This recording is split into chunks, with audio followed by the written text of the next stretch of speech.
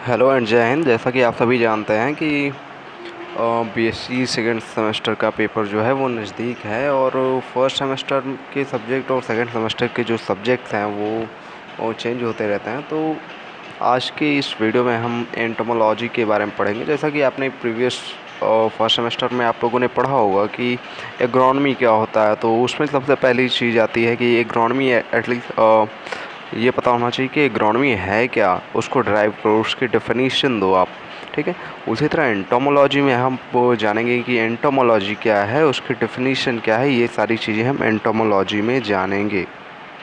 सो जो एग्रोनॉमी है वो दो टर्म से ड्राइव्ड है, एंटोमन एंड लॉजी। ये दो ग्रीक वर्ड्स हैं, इनसे इसको डिराइव किया गया है। एंटोमन मीन्स होता है इंसेक्ट एंड लॉजी मीन्स होता है टू स्टडी।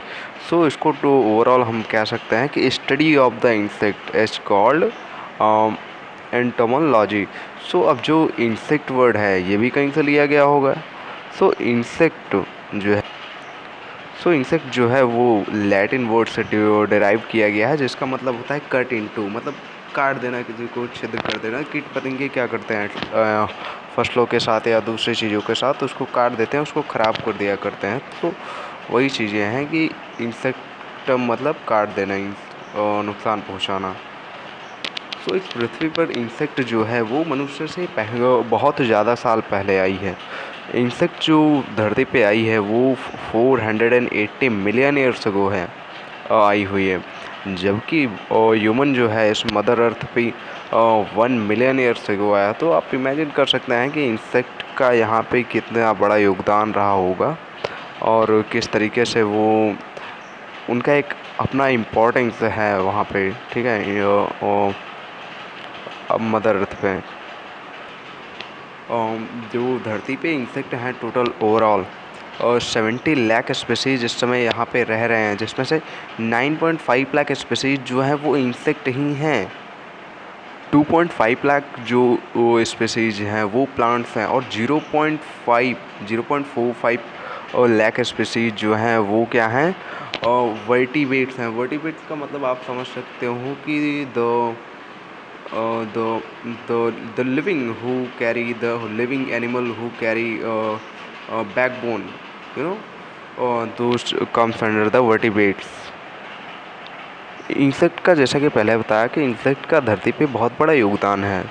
सो हमारी फसलों के लिए इंसेक्ट हानिकारक भी हो सकते हैं और फ़ायदेमंद भी हो सकते हैं, क्योंकि एज ए कीट अगर उनको देखा जाए, एज ए पेस्ट देखा जाए तो फसलों के लिए वो हानिकारक हैं, बट उनका भी एक अलग इम्पोर्टेंस है उसमें, क्योंकि पॉलिनेशन की जो क्रिया है वो उनके बिना संभव नहीं है। ठीक है। सो उनका वहाँ पे एक बड़ा योगदान हो जाता है। सो किस तरीके से वो क्या करते हैं कि पहली बात नुकसान की बात करें तो वो पेस्ट के रूप में नुकसान पहुँचाती है, और जो स्टोर्ड प्रोडक्ट्स होते हैं उनको ये बहुत ज़्यादा नुकसान पहुंचाते हैं, बीमारियां बहुत फैलाती हैं। सो इंडस्ट्रियल आर्टिकल जितने भी आते हैं उन सबको ये क्या करते हैं कि नुकसान पहुंचाते हैं, और इसके कुछ फ़ायदे भी हैं। अब वो हमने नुकसान की बात की, अब इसके फ़ायदे की बात कर लेते हैं। सो हनी हमें कहाँ से मिलता है? इन्हीं कीटों से मिलता है। लैक की बात करें तो कहाँ से मिलता है? सिल कहाँ से मिलता है? डाई कहाँ से मिलता है? ये सारी चीज़ें ये इन्हीं इंसेक्ट के द्वारा ही हमें मिलता है। अब वो कुछ फ़ायदे में होते हैं, कुछ नुकसान में होते हैं। जैसा कि पॉलिनेटर है तो वो किस में आएगा? वो आपका फ़ायदे में आएगा। उनके रहने से क्या बेनिफिट है वो सारी चीज़ें इसमें आएंगी। तो ये इकोसिस्टम का जो एक बायोलॉजिकल साइकिल है उसमें इनका एक इम्पॉर्टेंट लिंक है। ठीक है। अब इनके हम क्या कर सकते हैं कि ये जो इंसेक्ट हैं ये सिमिलर ग्रुप में रहते हैं। ठीक है। So you know similar group में रहती हैं, सिमिलर कैरेक्टरिस्टिक जो गुण हम कह सकते हैं उनके मिलते रहते हैं। तो इन्हें हम किस में रखे हुए हैं? फाइलम ऑर्थोपोडा में हमने इनको रखा हुआ है। ठीक है।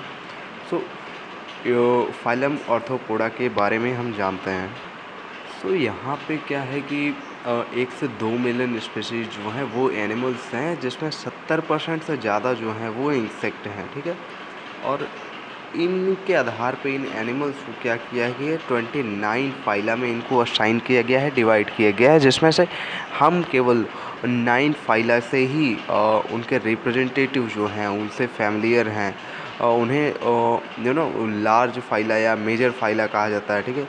और बाकी जो अम, अ, कह सकते हैं 20 फाइलास हैं, उनके हम जो रिप्रेजेंटेटिव हैं उनसे हम फैमिलियर नहीं होते, उनके गुणों से हम फैमिलियर नहीं होते, उनके रिप्रेजेंटेटिव को हमने कभी देखा नहीं होता, वो स्मॉल होते हैं, ठीक है। और जो 9 फाइला होते हैं वो बड़े होते हैं, उनसे हम परिचित होते हैं, ठीक है, और इनसे परिचित नहीं होते। सो इनके रिलेशनशिप से हम परिचित नहीं होते कि किस तरीके के ये होते हैं, ठीक है। जैसा कि मैं फाइलम ऑर्थोपोडा पढ़ा, तो ऑर्थोपोडा का जो डिवीज़न है हम नेक्स्ट चैप्टर में जब वो पढ़ेंगे, नेक्स्ट लेक्चर में जब जाएंगे, तो उसमें हम एनिमल का किंगडम पढ़ेंगे, किस तरीके से सब किंगडम उनका है, किस तरीके से उनको जिन्होंने डिवाइड किया गया है, उन सारी चीज़ों को हम उसमें जानेंगे। अब एनिमल किंगडम में हम सबसे पहले जान लेते हैं कि ऑर्थोपोडा में जो हैं एनिमल किंगडम में जो हैं ऑर्थोपोडा में, उनके रिलेशन किस तरीके से हैं, उनके आपस में रिलेशन किस तरीके से हैं ऑर्थोपोडा में, वो हम जानते हैं। अच्छा, जैसा कि मैंने पहले ही बता दिया, वर्टिब्रेटा और इनवर्टिब्रेट्स, इसका मतलब जैसे कि मैंने पहले ही बताया कि क्या होता है। वर्टिब्रेट्स में मैंने आपको बताया था कि the animals the living who have backbone, जिनके बैकबोन होती है उनको हम वर्टिब्रेट्स में रखते हैं, और जिनके बैकबोन नहीं होते उनको हम इनवर्टिब्रेट्स में रखते हैं। इनवर्टिब्रेट्स का मतलब क्या होता है, जिनकी क्या होता है कि बैकबोन नहीं होती, तो इंसेक्ट की बैकबोन जो है वो नहीं होती, इसलिए हम उनको किस में रखते हैं, इनवर्टिब्रेट्स में रखते हैं। अब अगर मैं फाइलम ऑर्थोपोडा की बात करूं तो इसको 7 क्लासेस में डिवाइड किया गया है। सो वन बाय वन हम जानते हैं। फर्स्ट आपको हो जाएगा ओंशियोपोरा। ओंशियोपोरा क्या होता है, क्लॉ बेयरिंग, ठीक है, इसका जो क्लॉ होता है वो बेयरिंग होता है। क्रुस्टेशिया आपका सेकंड हो जाएगा। एरेस्निंडा आपका थर्ड हो जाएगा। चिलोपोडा, पोडा मीन्स होता है लेग, ठीक है, और चिलो मीन्स होता है लिप। चिलोपोडा हो जाएगा। डिप्लोपोडा हो जाएगा। 6 में आपका हो जाएगा ट्रेलोबीटा, और 7 में आपका हो जाएगा हेक्सापोडा। नेक्स्ट बात करते हैं मेजर फाइला ऑफ एनिमल्स।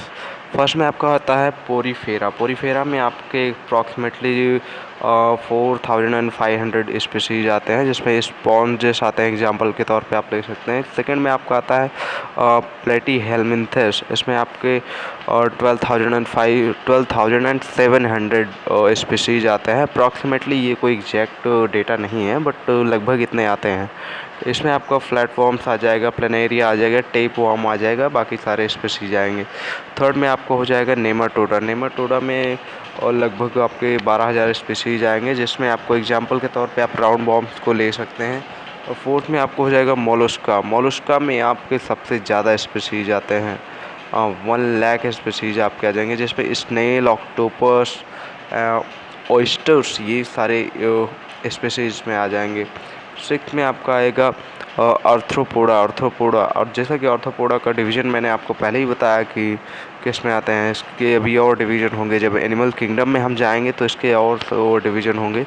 इसमें आपको मिलते हैं लगभग 10,00,000 स्पीसीज मिलते हैं। सबसे ज़्यादा इसी में होता है, क्योंकि अभी इसका डिवीज़न और होगा तो ये चीज़ें बदलती चली जाएंगी। इसमें आपके क्रैब्स आ जाएंगे, टिक्स आ जाएंगे, और माइट्स, श्रिम्प, स्कॉर्पियन जैसा कि बिच्छू आप जानते हैं, स्पाइडर, और बहुत सारे इंसेक्ट आ जाएंगे। सेवन्थ आपका आता है एचिनोडर्मेटा। इसमें आपके 6,500 स्पीसीज आते हैं, जिसमें स्टार फिश, सी यूचिंग, सैंड डॉलर्स और बहुत सारे आएंगे। और एट्थ आपका हो जाएगा कोर्डेटा। कोर्डेटा में आपके 43,000 जो हैं वो स्पीसीज आएंगे। इसमें आपके फिशेज, एम्फीबियंस मीन्स होता है कि जो पानी में भी रह सके और जल मतलब वो लैंड पे भी रह सके और पानी में भी रह सके, ये होता है एम्फीबियंस। रेप्टाइल्स हो जाएगा, बर्ड्स हो जाएगा, और मैमल्स से आप लोग फेमिलियर होंगे। कोइलेंट्रेटा, इसमें आपके 80,000 स्पीसीज आएंगे, जैसे इसमें आपके कोरल्स, जेलीफिश, हाइड्रा। कोरल्स से आप लोग फेमिलियर होंगे।